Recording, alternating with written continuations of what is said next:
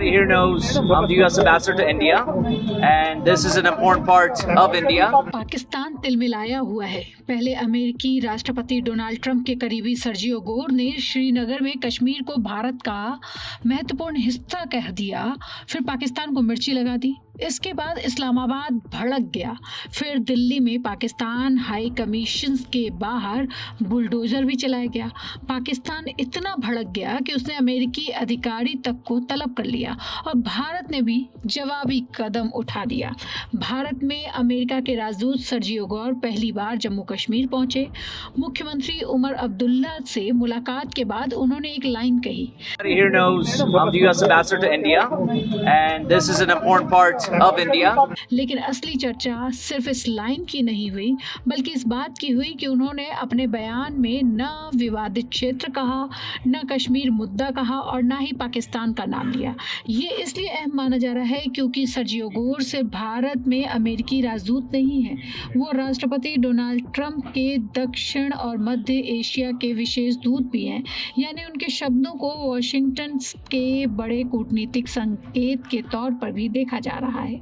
दिलचस्प बात यह है कि ट्रंप पहले कई बार कश्मीर पर भारत पाकिस्तान के बीच मध्यस्थता की पेशकश कर चुका है।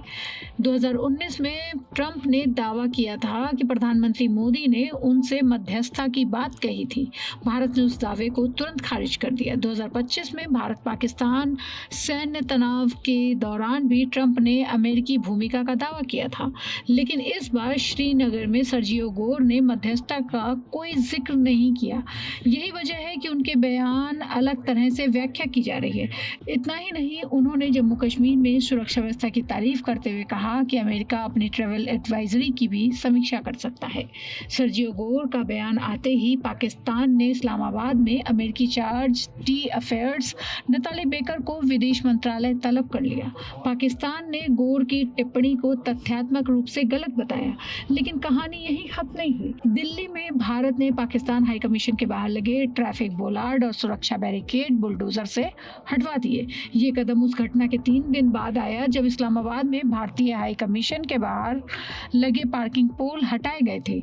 इसे दोनों देशों के बीच चल रही जवाबी कूटनीतिक कार्रवाई के तौर पर देखा जा रहा है। वैसे भी पहलगाम आतंकी हमले और उसके बाद हुए ऑपरेशन सिंदूर के बाद भारत पाकिस्तान रिश्ते पहले से ही तनावपूर्ण बने हुए हैं।